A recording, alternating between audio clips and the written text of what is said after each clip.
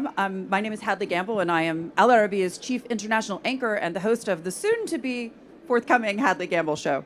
I am thrilled to be speaking to the gentleman sitting beside me, and I'm going to read his titles just so that I make sure and get them correct.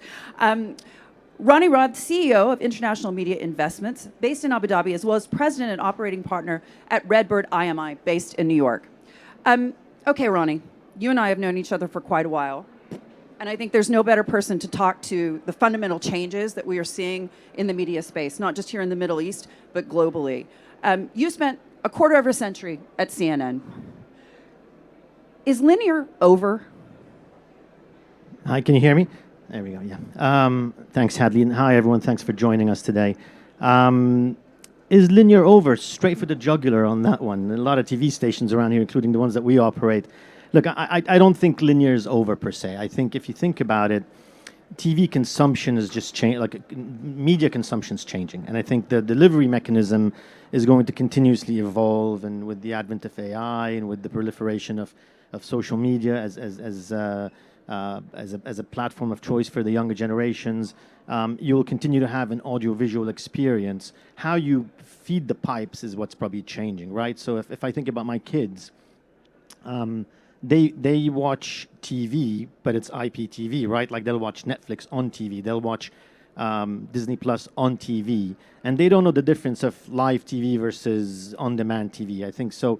So where it becomes important for people like us in the news space in specific is when you're dealing with live events. I think live events and breaking news, from what we've seen so far, continues to be something that drives people to a big linear sort of platform or technology of sorts, right? Like I think, despite the fact that you can go to Twitter and other social media feeds and get like timely updates, what you don't get is people giving you context, and that's where news and specific and journalism will continue to play a very different role, despite AI and despite technology taking over and transforming the sector as a whole and sectors as a whole, not just media. So I think, linear, regular programming of general entertainment channels, probably a thing of the past as generations grow up, and I'm seeing that again in my own children. But for news, I think you'll always need that journalist to come and give it context and to give it some perspective, and where counts the most is when there's live breaking news, as we're seeing in the past few months in the region and beyond, really. So not a straight answer, but I think ultimately content will remain to be king, and how you distribute that content is what's going to change over time and what's changed over time. And also it's about advertising, and I know those of us in journalism struggle on a daily basis to get the news out there while at the same time conforming to the budgets that we're given. And all of that obviously has to do so often with advertising dollars, and that's about getting eyes on the product. When you look at what's happening, for example, with CNN right now in the United States, I think that they had the worst ratings in prime time last week since 1990s, I think. And then also I heard something a couple of months ago that they were rating lower than the History Channel. First of all, is that disappointing to you? And second of all, is it a surprise? Look, I spent 25 years at CNN. I spent most of my career there, and it afforded me a lot of great experiences, not least of all having met my wife over there, which was like the biggest prize. But what I would say is, I wouldn't discount CNN. I think what they're dealing with is, and I don't want to spend this panel talking about CNN because I think there's other things to talk about. But since you asked, I think what CNN is dealing with is just a situation whereby the sector, as it is going through a drastic transformation. And I think what they need to do is really triangulate or create a better perspective on how to serve a new audience of news consumers. And CNN is a very, very powerful news brand globally. And ultimately, I think if they find a way to make that transition to talk to a broader demographic rather than the sort of 54 plus, 55 plus, which is what their sweet spot and Fox News' sweet spots are, it'll be here for a long, long time. And, as you know, the partnership that we have at Redbird IMI is with the former CEO of CNN, Jeff Zucker. And when him and I decided to launch Redbird IMI with the partners here in Abu Dhabi and with Jerry Cardinal in New York, One of the areas that we wanted to focus on was news, because we felt that ultimately, as we go through this transition, the people who embrace technology and the people who embrace change and the people who accept the fact that, whether it's a linear discussion or whether it's, about ratings or otherwise, ultimately, as long as you are creating content that people like, that super serves a consumer, that is very specific to who it targets and how it targets them, creates a relationship with them, offers them something unique, offers them something they can't get elsewhere, ultimately you'll win the day. So I think if they can figure that out in the way that we're trying to at IMI, ultimately, they'll be around for a long, long time. And just on advertising, I think, it's worth picking up on that for a second. I think advertising, again, is going to go through a major transformation. I think people today have a very sort of legacy linear view on advertising, because it's what we've grown up with as this generation. I mean, maybe I'm older than most, but for people of my generation, that's what we know. I think if you think about the future and you suspend disbelief a little bit and think about, what does advertising for our children look like 20 years from now? And it won't be a pre-roll, it won't be a pop-up, it won't be a banner, it won't be a 30-second TVC. It will be embedded product placement deep in the heart of content that they are completely connected to. And without knowing it, they will see that Coke, they will see that Pepsi, they will see that Mercedes car driven by their superhero or by their super villain or whatever it is, and that will make an emotional connection. And that, for me, from a commercial point of view, is far better monetizable, far more monetizable and far more attractive to a big client than what we do today. So I think, we all talk about how technology is going to change media. We don't really talk about how it changes the commercialization of advertising and how you serve ads and how you serve brands. And I think that's very exciting for me when I think about it. You're wearing two hats today. Walk us through the difference between your separate roles and then also what that strategy looks like. Sure. So I think, look, if I talk about IMI, ultimately our objective there is to run the operating assets and deliver best-in-class products that lead the market in news, knowledge, and factual entertainment to enrich people's lives. I don't know if some of you have caught the general manager for Sky News talking about it earlier. We are very focused on making sure that we deliver news with a slightly different tone. I think today the world is filled with polarizing news platforms that give you a lot of what you want to hear, but don't necessarily educate you about what you need to know. And we are on a mission at IMI to make sure that everything we do across Sky News, across the National, Al-Ain, CNN Business Arabic, is first and foremost providing an enriching experience to our consumers. So we're very clear on what we do at IMI. If I pivot over to Redbird IMI, and Redbird IMI is very exciting in that I feel like it's the first time a Middle Eastern company is playing on the big global stage, acquiring media assets in a meaningful way. And our objective there is very simple. We are looking at major global media assets of scale that deliver strong economic returns. And given that it's a private equity platform, we are looking for businesses that we can go into. And contrary to popular belief, as is done in most private equity situations, we will invest rather than strip down, and we will then sell them or hold them for a longer period of time.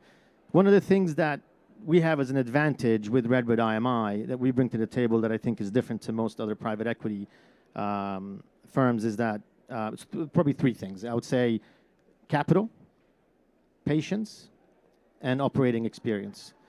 A lot of the other firms can arguably say they have some of the first, a little bit of the second, and a mix of the third. We have a perfect combination of all three. We have a deep source of capital backing us. We're quite patient because we're taking a very long-term view on what we do. We're not in a hurry. And the operating experience that Jeff and myself and other people that we brought in from other media companies that we've worked with and colleagues in the past that bring to the table means that we don't just buy these companies, sit, wait till someone strips them down for us and then sell them for a profit. We bring them in, we double down on them, we pump them with resource, we invest in them deliberately, thoughtfully, using our operating experience, and then we either hold them or we sell them at a premium. And both scenarios work for the companies and for us as a business. The Telegraph. What happened? Have some water.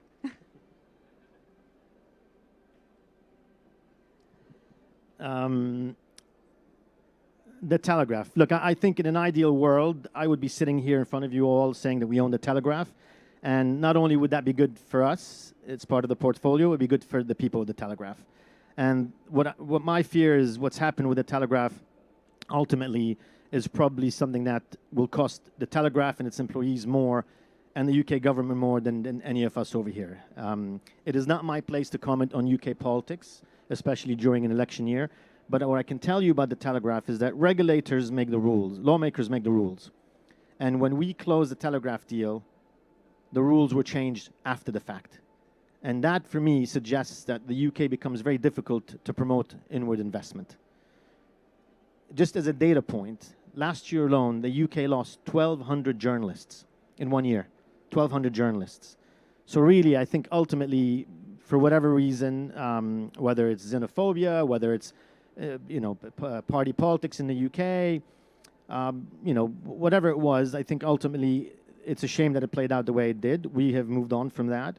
And like I said, I think ultimately the Telegraph will be a weaker brand because of that. We are now focused on selling the Telegraph and the Spectator. We will sell it at a premium.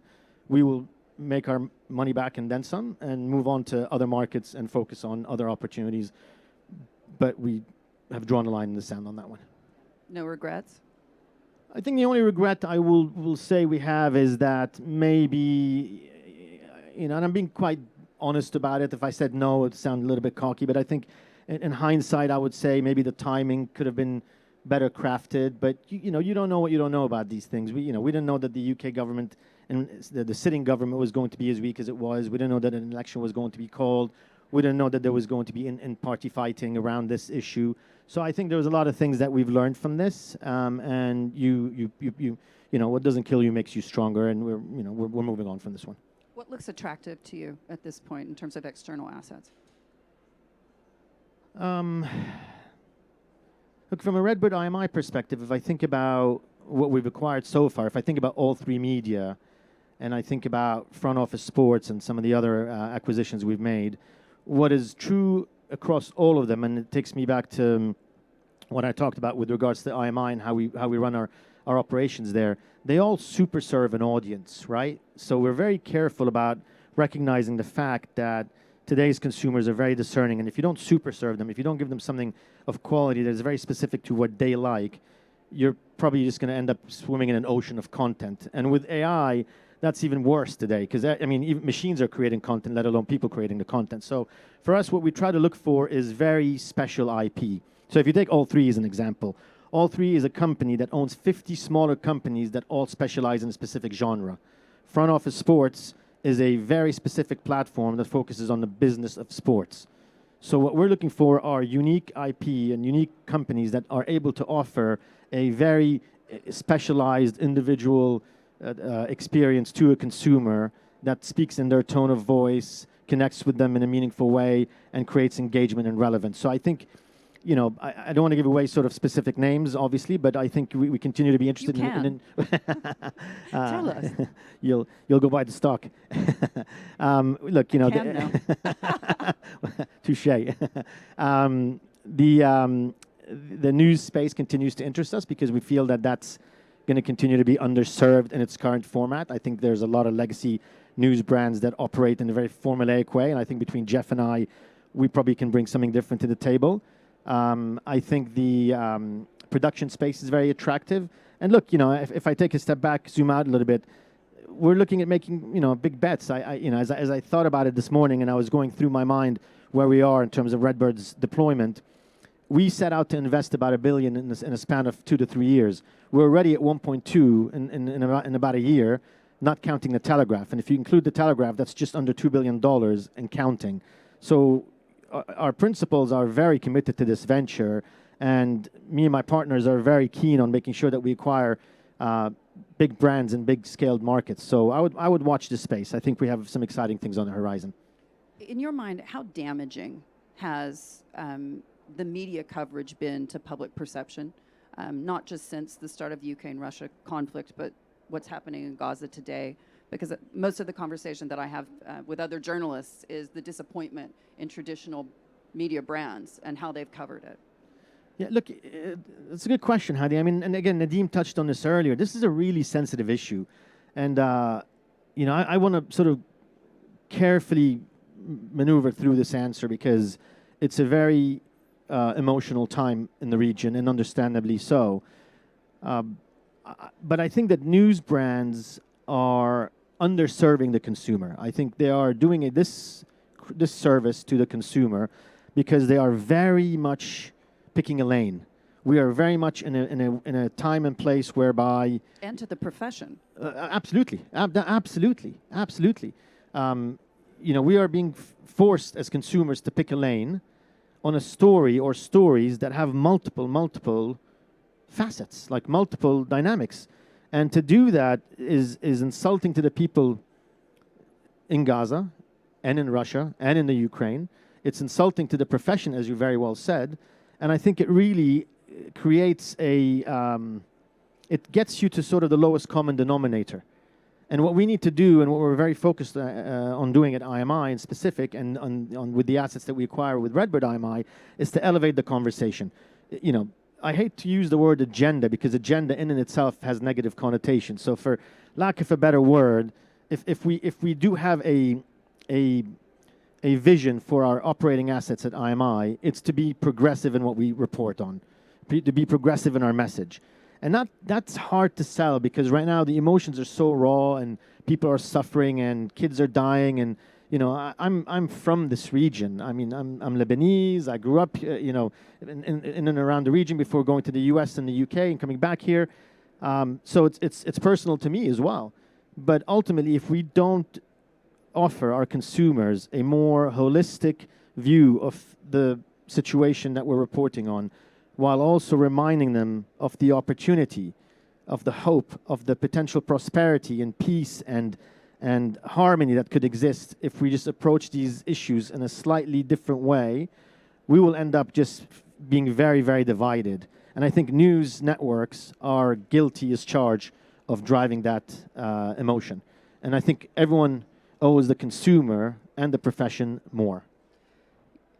To pick up on that point specifically, and you and I have discussed this before, obviously we've had two major conflicts globally. We're coming into what will no doubt be a very divisive presidential election. The campaign's already underway. How worrying is it to you, both as a consumer and as someone who actually is dictating what we see in the media space today, that A, it's so polarized, and B, the decisions made in the next few months by voters in the United States could have serious ramifications, not just for the U.S., but obviously for those global contexts and for the world? Look, let me bring it back home for a second, because I think the U.S. election is no doubt going to be one of the most interesting elections in our lifetimes, by far. Two very difficult choices, love them or hate them. Both of them bring different things to the table, and both of them bring a lot of issues with them to the table, right? What gives me comfort is, let me make it even more personal. My son was telling me this morning as he was going to school that he was walking the hallway of his school here, and he was reflecting on the first Emirati astronaut. And, I grew up with Neil Armstrong on the wall, and Winston Churchill, and, FDR. And the people that are growing up in this region today are growing up with very different role models, and are growing up focusing and aspiring and wishing and hoping to be part of this ecosystem and part of this community. It is no longer the case whereby everything's being exported and everyone's looking to be in America, and what's America going to do next, and what's Trump going to do for me, and what's Biden going to do for me. What the UAE and what the Saudis and what the Qataris and what the Bahrainis and the rest of the world are doing for their people, I would say mainly this region in specific, is really comforting. And again, as Nadeem said in his speech, I'm not here to do an ad for the UAE government, but there's a reason why I'm back here. I lived in New York, I lived in London, short stint in Turkey, and while I left the Middle East never really left me. And as I come back here, sort of 35 years later, I look around and I think to myself, where do I want to be? Do I want to be in a country where I'm worried about having Trump or Biden as my president, or do I want to be here where my kids aspire to be an Arab astronaut and I've got peace, prosperity, safety, growth, and events like these where we can get together and have these open conversations and learn from each other. I choose to be here. Yeah, and continuity of government is not bad as an investor. That always helps. In the outlook. Final question, and we are out of time, but I have to ask you, plans for the region, specifically in terms of investments. What's attractive to you? Look, let me, we're out of time, but let me kind of give you a very quick answer. With Redbird IMI, in every conversation, if not most of them, with the assets that we've acquired, out of the top 5 things we're talking about is there opportunities for growth in the Middle East. By far. I mean, whether it's all 3, front office, I'm having conversations with all of them. Juggling the 2 worlds is proving to be really difficult.